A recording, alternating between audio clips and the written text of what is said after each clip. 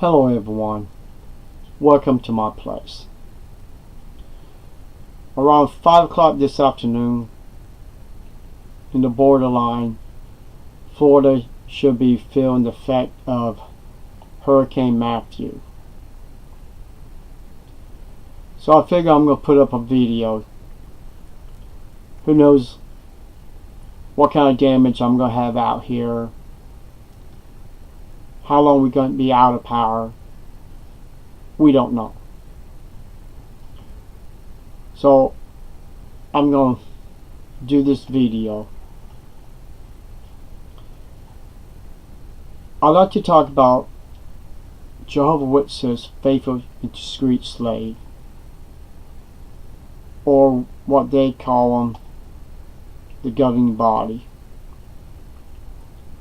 Are these men honest, sincere, dedicated, and truthful? I used to believe that with my heart and in my life, till I started doing research on this religion and learning the real truth about them, this organization, the foundation of Watchtower, since it got started by Charles T. Russell. I am glad I am out of this wicked organization. In another part of a talk that I recorded from Tuesday night, is very interesting, and I'd like to share it with you. So I'm going to play it, and we'll take it from there. My favorite books of the Bible. Now remember, all this stuff you're hearing right now on this audio, produced by the governing body. So that means they have to have everything to be 100% truthful and accurate. So let's get into this. To begin tonight, the book of Proverbs. It's an amazing book with so much practical wisdom. I can think of no better way to introduce it than what's been prepared for us by the faithful slave. Let's watch our video presentation. Introduction to the book of Proverbs. King Solomon composed the majority of the Proverbs. Solomon became king of Israel in 1037 BCE. Okay, you heard what he said. Solomon became king in 1037 BCE. Okay, we have a little problem here. I'm going to use a little bit of common sense and facts. Okay, common sense. I don't know how long King Saul was a king. I'm going to say he might have been a king maybe for 5 years or 10 years at the most. Could be more or less. And then you got King David and Solomon, and rested down to the last king in Jerusalem. Now, here's the problem. Was there any king in 1037? No. If there was a king, it would have been Saul in 1037. Because David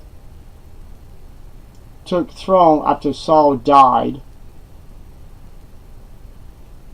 And the research I have done, that could have been around 1,000 or could have been 10 years earlier, 1010.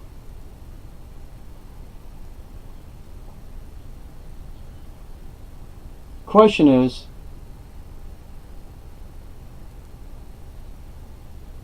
if it was 1010 or 1000 when King David became king, how did Solomon became king in 1037? People, it cannot happen. Remember, time goes backwards. The years goes backwards. Not the time, the years. So, are we saying that I'm going to put a humor in this, that King Saul was the first king, King Solomon was the second king, King David was the third king, and another one's born named King Solomon after David died? Is that what Watchtower trying to say? I don't think so, because that would make him look like a total idiots, trying to say there's two Solomons, and the Bible said there's only one.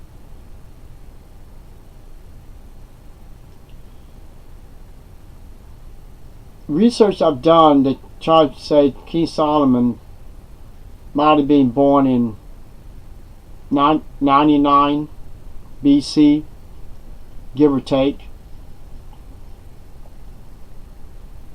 So if he became king in 1037, does that mean he might have been born 1028? Somewhere around that figure?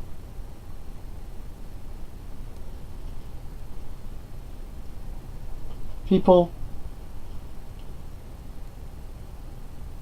that's the reason why I had dedicated myself to learn the truth, because I didn't want to leave the truth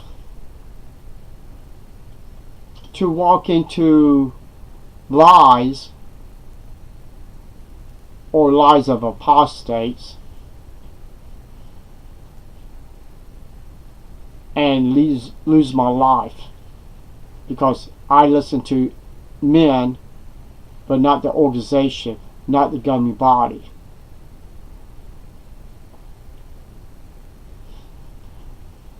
When people, the governing body, take history to fit it to save their 1914, to say they base that upon the destruction of Jerusalem in 607. Of course, you know, if you did your homework like I've been asking y'all, just Google who Nebuchadnezzar's father,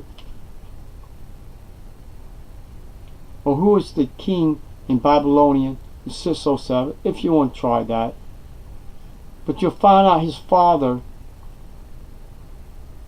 was still king in 607, died in 605.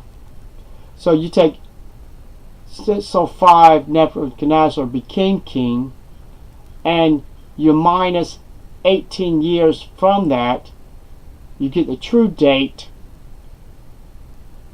destruction of Jerusalem, because it was his 18th reign from the Bible of Nebuchadnezzar.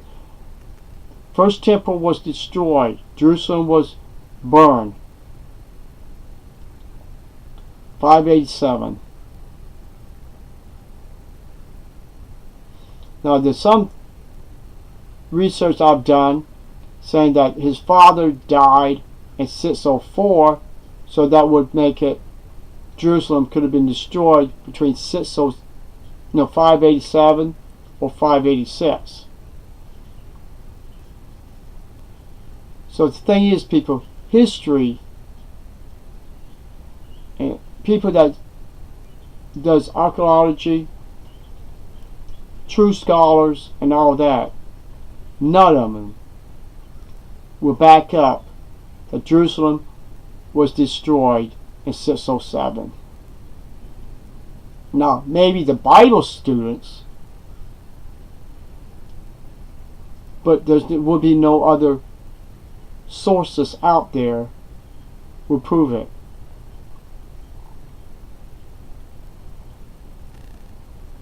So, my question is,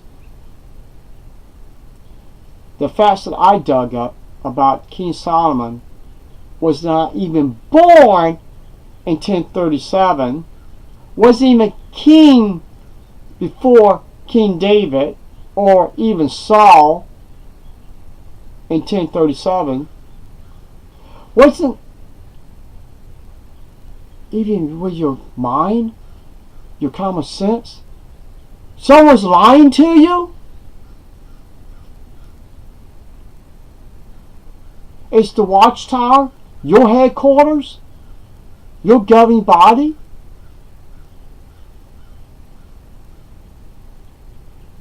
Or you can just go and ignore just a little fraction of research I've done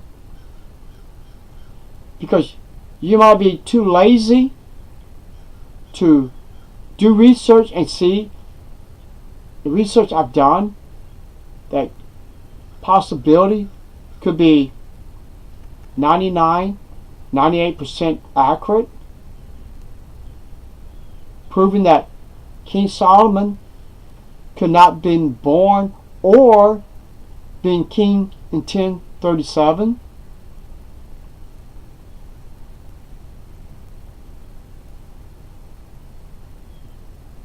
Why you Jehovah's Witnesses love the watchtower to lie to you? Why you love your elders lie to you? Why you love the governing body lie to you?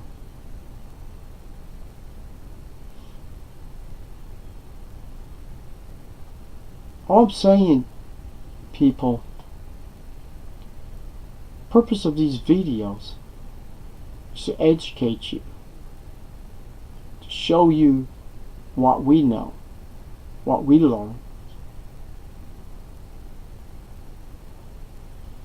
I heard that talk, I would have believed that King Solomon was king in 1037.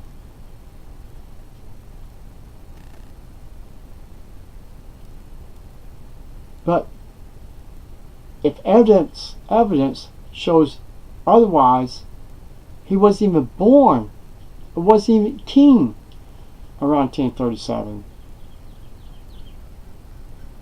Would that be enough for me to leave this religion? No, maybe not. I probably would need more proof. But see, that's the problem with Jehovah's Witnesses. You can show them one proof, another proof, another proof, and another proof. You can show them 15, 16 proofs. And they still believe in the governing body. It doesn't matter how many times they lie, how many times they have covered up child molesting, even going on there broadcast lying about people like me, saying they're hiding pedophiles, and you go on the news and Google it yourself and you see the cover-ups of Watchtower child molesting. And I get a female Jehovah's Witnesses tell me, so other churches is covering up pedophiles. They got pedophiles all over different religions. Yes. But isn't it that when you was dunked under that water, you made a promise that you was not to become evil again. Evil. Wouldn't be raping, molesting children, beating on your wives.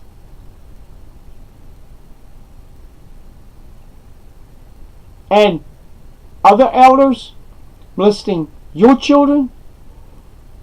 Shouldn't that never happen? Because you dedicated yourself to this religion? They don't look at that way.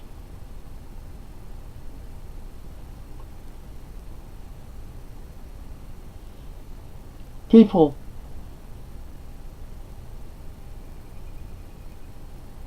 when you in a lion's den, like Daniel, he was protected by the true God. When you're in the lion's den,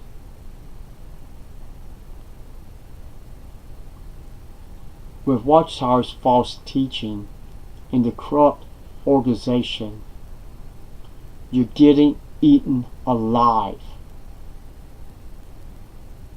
You're being controlled.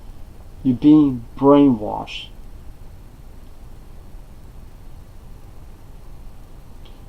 If you don't start doing research like we have.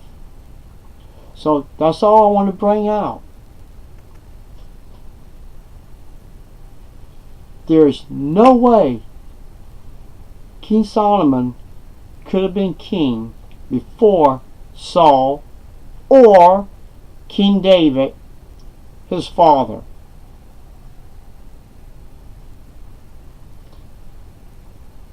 If you can prove me wrong, show me proof. Show me evidence. I would quit my channel.